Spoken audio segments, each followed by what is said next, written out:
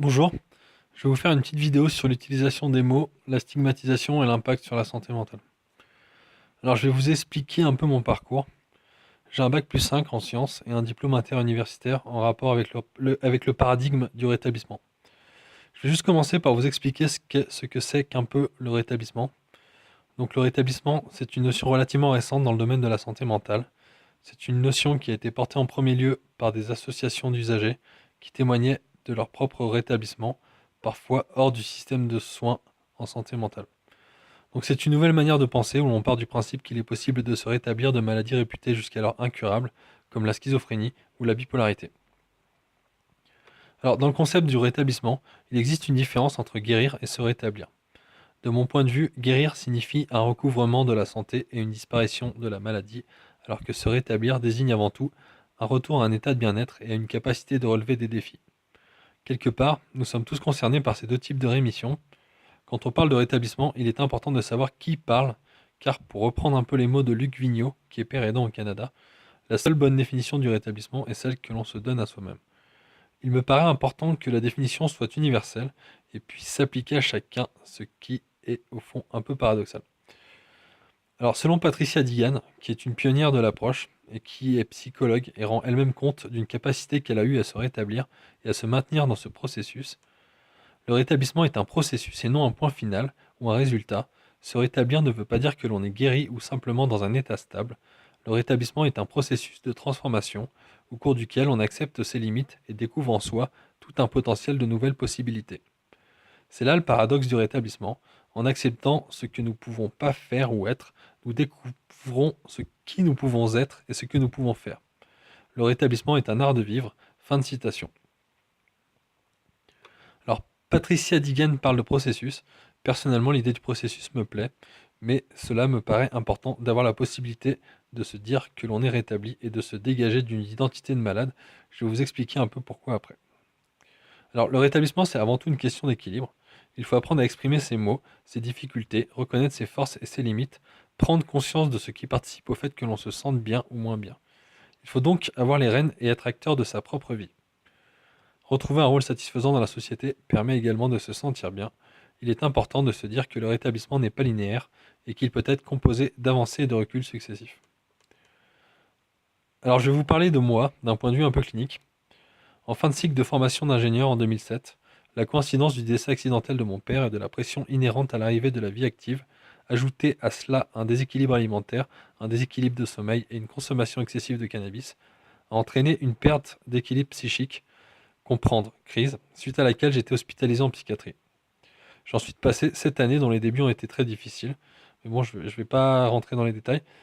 En gros, il y a eu les débuts où j'étais très émoussé affectivement, très apathique, indifférent, silencieux. Il y a eu l'arrêt difficile des anxiolytiques, une période de dépression, une période de RSA, quelques moments d'instabilité et une période stressante de travail.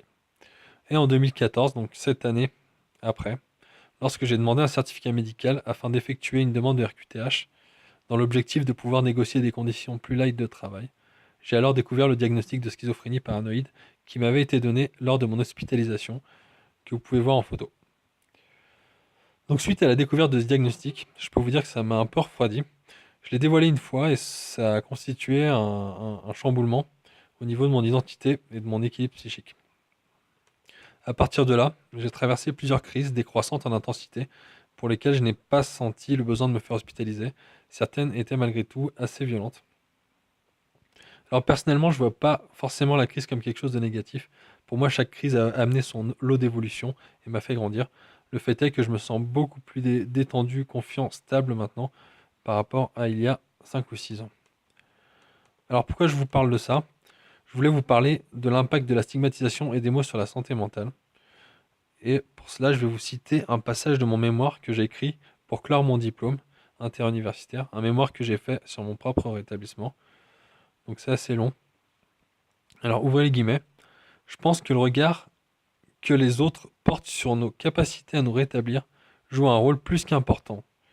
Si le monde médical ainsi que nos proches nous font sentir que l'on ne va pas bien et que l'on ne s'en sortira pas, le rétablissement devient alors, selon moi, beaucoup plus ardu. Il est à mon avis difficile de dépasser la maladie dans ces conditions, car il faut sans cesse apporter des preuves de bonne santé et modifier son environnement, ses habitudes en conséquence, afin de les rendre propices au rétablissement à ses propres yeux ainsi qu'aux yeux des autres.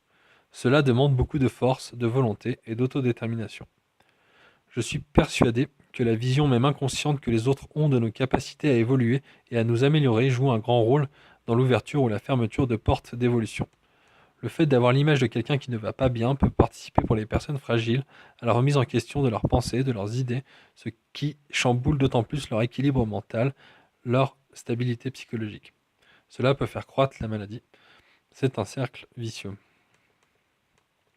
Le regard des gens, ainsi que la confiance qu'ils ont eue en ma capacité de me rétablir, ont joué, à mon avis, un rôle plus que considérable pour mon rétablissement. J'ai vécu 7 années dans l'ignorance de mon diagnostic. Dans mon cas, la bouffée délirante révélatrice de schizophrénie paranoïde a toujours été interprétée par ma famille et par mes amis comme un accident et non comme l'émergence d'une maladie. Face à un accident, la tendance veut que l'on se rétablisse. Face à une maladie réputée incurable, la tendance est incertaine.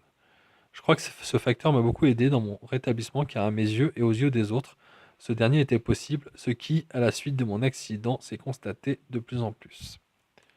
Fermez les guillemets. En gros, première crise, puis 7 années passent, puis découverte du diagnostic, et dans la foulée, crise. Alors, qu'est-ce que j'essaye d'exprimer?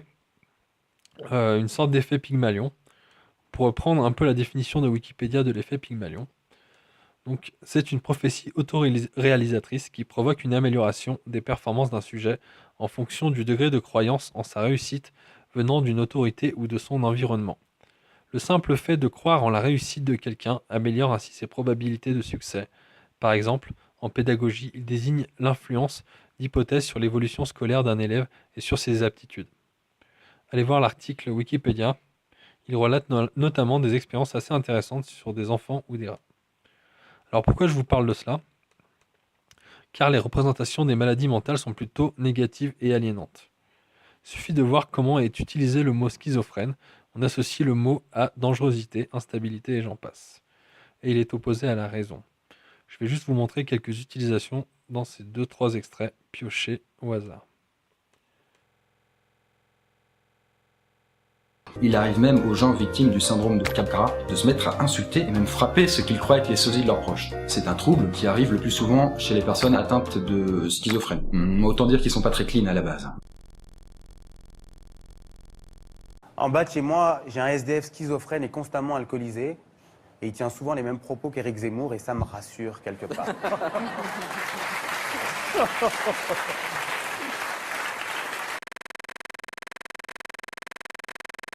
Il semblait que les deux tourtereaux aient tout pour eux, jusqu'au jour où l'homme est rentré du travail et a commencé à frapper sa femme. La victime, très surprise, a immédiatement appelé les membres de sa famille.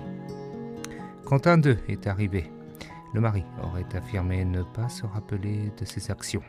Sa femme l'a emmené à l'hôpital, seulement pour découvrir que son mari souffrait de schizophrénie. Alors, si vous rencontrez quelqu'un en ligne, il faudrait peut-être leur demander un certificat médical, on ne sait jamais. Donc voilà, essayez de vous sentir bien en ayant ce diagnostic. Je parle pour moi, mais je parle aussi pour vous, car vous aussi, ça peut vous tomber dessus. Alors tout ça pour vous dire que la représentation que l'on a de la schizophrénie est une représentation nocive. Le mot n'est pas très indicatif de ce qu'il désigne. De mon point de vue, la définition même de cette maladie est relativement floue. Je dis maladie, mais on ne peut pas vraiment parler de maladie dans le sens où l'on ne connaît pas précisément la cause. Personnellement, je ne me reconnais pas du tout dans la définition complexe qui peuvent être données, dans la définition complexe du mot schizophrénie. Pour moi, la schizophrénie, c'est un peu un immense chapeau, peu valorisé et peu valorisant, dans lequel se retrouvent tout un tas de personnes qui n'ont pas grand-chose en commun, psychologiquement parlant.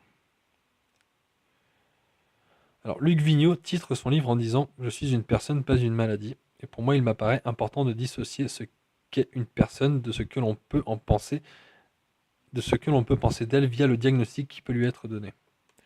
Alors actuellement, je mets beaucoup de distance avec le diagnostic, avec ce mot, car pour moi, ce n'est qu'un mot sur une feuille. Il ne faut pas oublier que le mot et que la représentation sont assez récents.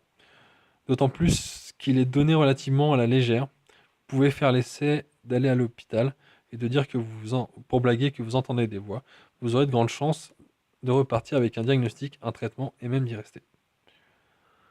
Alors, pour reprendre un peu le constat de David Cohen dans la vidéo qui s'appelle Regard critique sur la coercition psychiatrique, capsule 2/12, dont je mets le lien dans la description, ça va me permettre de conclure. La psychiatrie est un château de cartes qui ne résiste pas aux attaques scientifiques. Ce domaine est donc un domaine qui est amené à évoluer. Les diagnostics risquent fortement d'être mis en cause. Donc on a pu voir dans cette vidéo qu'en lui-même, le diagnostic est iatrogène. Donc c'est un soin qui porte préjudice, qui a l'effet inverse de l'effet escompté. En fait, non, c'est même pas un soin, mais voilà. Le diagnostic est en lui-même nocif. Alors, le rétablissement et le recours au savoir expérientiel ont de beaux jours devant eux. Donc ça, c'est mon avis, hein. Donc il suffit de regarder où en sont les pays anglophones à propos de ces deux choses. Alors pour illustrer cette évolution permanente, il peut être utile de rappeler qu'il n'y a pas si longtemps, on prescrivait littéralement des drogues dures, la lobotomie était un soin et l'homosexualité était un diagnostic. Donc voilà, je vous remercie de m'avoir écouté, j'espère que cette vidéo vous a plu et à bientôt.